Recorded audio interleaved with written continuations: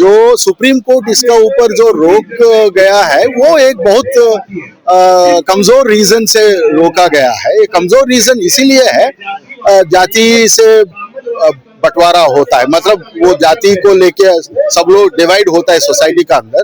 क्या अभी सोसाइटी के अंदर डिवीजन है? जो हजारों साल से सोसाइटी का अंदर कास्ट का लेके डिवीजन तो है ही है। तो ये नहीं होना कारण ये होना है भाई एक्ट का अंदर क्या कमी है या एक्ट को किस तरीके से स्ट्रेंथन करना। तो यही भारत सरकार का ही एक्ट है ना, पहले भी 2012 का भी सरकार का एक्ट है।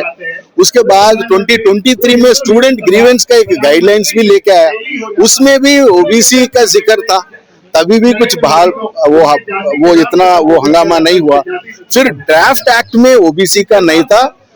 इस एक्ट में इंटरेस्टिंगली क्या है, ईडब्ल्यूएस को भी लेके आया। तो ये ईडब्ल्यूएस लोग कौन है?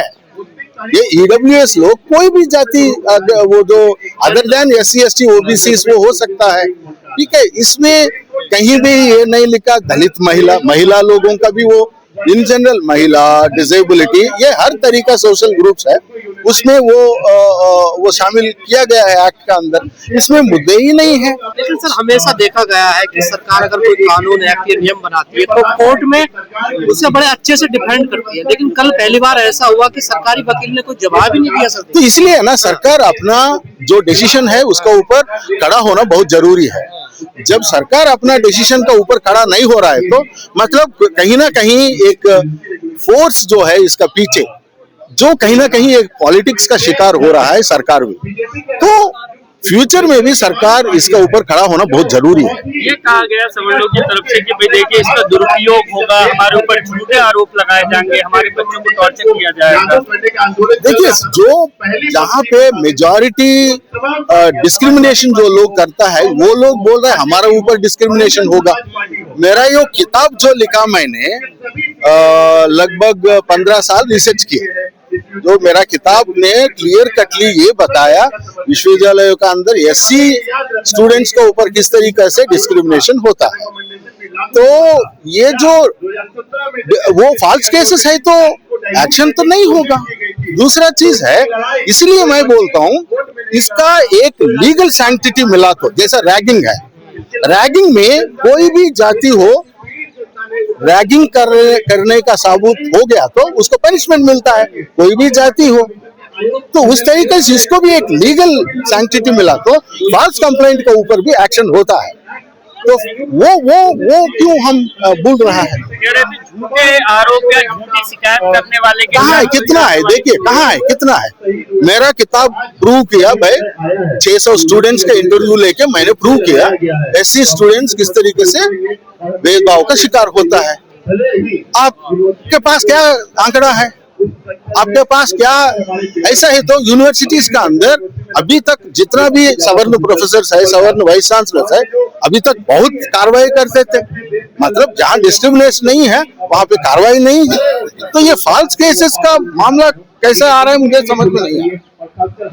मतलब सर ये सर्व सहमति से बनी है, सारी पार्टियां इसमें रही हैं, फिर ये अचानक से इतना बड़ा तो कैसे सामने आई है सर? देखिए कहाँ हो रहा है ये बवाल पूरा, 2-3 राज्यों में हो रहा है, यूपी में हो रहा है, बिहार में हो रहा है, दिल्ली में हो रहा है। टीवी पे सबसे ज्यादा हो रहा है, टीवी पे ज्यादा बवाल मचा रहा है। कहीं पे साउथ में हो रहा है, वेस्ट में हो रहा है, ईस्ट में हो रहा है, नहीं है ना? कहाँ 2-3 जगह में जिस तरीके से बवाल हो रहा है, टीवी में हो रहा है, उसको देख के सुप्रीम कोर्ट ने ऐसा डिसीजन ले देना थोड़ा बहुत मेरे को अजीब सा लगा। ओबीसी वर्ग को क्यों शामिल कर लिया? देखिए डिस्क्रिमिनेशन हर तरीके से होता है, ऊपर से लेके नीचे तक होता है, ठीक है। ओबीसी लोगों का अब देखिए इतना ओबीसी पोजीशंस नहीं भरा है, क्या ये डिस्क्रिमिनेशन नहीं है? कितना ओबीसी स्टूडेंट्स ड्रॉप आउट हो रहा है, क्या ये डिस्क्रिमिनेशन नहीं है? तो अलग अलग तरीका से मामला समझना बहुत जरूरी है। इस एक्ट में भी थोड़ा कमियां है, तो उस कमियां को स्ट्रेंथन करना बहुत जरूरी है। सरकार सर घुमा रही है, गुमराह कर रही है इसमें। देखो सरकार का अपना एक तरीके का सरकार का अपना इंटरेस्ट है और किसी सोशल ग्रुप्स का अपना इंटरेस्ट है। तो ये मैं इसीलिए ये रिक्वेस्ट कर रहा हूँ, इसको पॉलिटिसाइज मत करो, एक सांघिक मुद्दा तरीका से देखो। ये सोशल प्रॉब्लम है, क्यों बच्चे मर रहा है यूनिवर्सिटी के अंदर, ये नहीं बोल रहा हूँ SC ST OBC लोग ही मर रहा है, बहुत बच्चे मर रहा है। बच्चे मरना बहुत गलत बात है कहीं देश के या किसी सोसाइटी का, ये बहुत अच्छा बात नहीं है। क्यों वो हो रहा है, ये सीरियसली हम सब लोग मिलके सोचना बहुत जरूरी है। ये मुद्दा सिर्फ SC ST OBC इतना डर क्यों गए इस नियम से? अगर वो अपराध नहीं करते, भेदभाव नहीं करते, तो डर क्यों रहे हैं वो इतने से? ये डर पैदा किया है, बस उतना ही। ये डर पैदा किया है। हम अपराध भी करेंगे और कानून भी नहीं बनने देंगे। देखिए ये देखिए कहाँ है वो आंकड़ा दिखा दीजिए भाई, कौन सा यूनिवर्सिटी में ऐसा हुआ जो लोअर कास्ट लोग है ऊपर वाले को तो फिर आंकड़ा नहीं तो फिर कैसे सबूत करेंगे? एक तो हो रहा है ना, रिसर्च का एक मतलब होता है भाई, आप आंकड़ा सामने लेके आइए, अब वो सरकार अपना काम करेगा। सुप्रीम कोर्ट ने कल जो जजमेंट दिया है उसमें उसने कुछ सवाल फ्रेम किए हैं, और उसमें एक सवाल फ्रेम ये भी कर दिया कि जो वर्गीकरण है, जो SC में भी जो भेदभाव SC SC के अंदर होता है, वो उसके लिए क्या होगा इस रूल? देखिए वही बोल रहा हूँ मैं, अलग अलग तरीके से वो शिकार होता है वो डिस्क्रिमिनेशन का। मेरा किताब में ये भी है, हाँ कैसे SC बच्चे, ये पूरा SC बच्चे का ऊपर मैंने रिसर्च किया। SC का अंदर भी डोमिनेंट SC कास्ट है, वो लोअर SC कास्ट को डिस्क्रिमिनेट करता है। ये नहीं है, मैं ये नहीं बोल रहा हूँ वो नहीं होता है। OBC है, वो भी SC का ऊपर डिस्क्रिमिनेट करता है, उसका ऊपर जो जाति लोग हैं वो लोग भी डिस्क्रिमिनेशन करता है। तो ये पूरा एक होलिस्टिक मुद्दा है। तो ये होलिस्टिक मुद्दा को लेके किस तरीके से इसको डिस्क्रिमिनेशन कम कर, जनरल में भी तो ऐसा होता है। हाँ क्यों नहीं होता, क्यों नहीं होता है? ब्राह्मण उसका जिक्र क्यों नहीं किया सुप्रीम कोर्ट ने? देखिए वही है ना, उनका एक प्रेशर बढ़ रहा है, इसलिए एक डिसीजन लेना बहुत जरूरी है। बट वो जो कारण जो दिया वो अच्छा कारण नहीं है। जैसा पहले बार समाज ये एक्ट समाज को बांट रहा है, पहले से ही बांट गया ना वो कास्ट को लेके। आप ये बोल दीजिए एक्ट में और बहुत तमाम चीज चेंज करना पड़ेगा इसलिए रोका जा रहा है, वो बहुत अच्छा होते थे, मान के चले।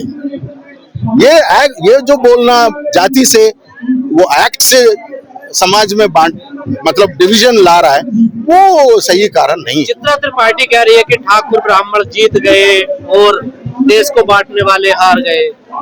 देखिए बोलने लोग बहुत बोलता रहता है, मैं पता नहीं उस पे मैं कुछ टिप्पणी नहीं करता। एक तरफ तो हिंदू राष्ट्र की बात करते हैं, लेकिन जब ऐसा कानून आ जाता तो वही लोग अधिकारों की बात आती है तो फिर सब जाति में तो वही है ना, वो कल तक वो हिंदू कतरे में है, अब आज सवर्ण कतरे में है और कल और कुछ कतरे में आएगा। तो ये अपना अपना पॉलिटिकल इंटरेस्ट के लिए वो यूज करता रहता है। मैं मतलब मेरा एक ही इंटरेस्ट है भाई, डिस्क्रिमिनेशन जो प्रॉब्लम है कितना इंपॉर्टेंट प्रॉब्लम है, ये लगभग 15 साल 20-30 साल का एफर्ट है SC ST एक्ट को लेके आज तक। ये किस तरीका से जो बच्चे बाहर हो या अंदर हो किस तरीका से शिकार होता है, उसका अंदर OBC भी का जो अभी शामिल हुआ। नहीं तो डिस्क्रिमिनेशन कास्ट को मानना है ना, कास्ट तो है ही है। कास्ट क्या वो कैंपस का अंदर कास्ट नहीं हो? आप इतने सीनियर प्रोफेसर है, क्या देख रहे हैं इसमें आगे क्या होने वाला है, क्या लगता है सर? आगे देखिए सरकार तो इसका ऊपर खड़ा होना बहुत जरूरी है, मतलब वो डिसीजन उसका डिसीजन का ऊपर खड़ा होना बहुत जरूरी है।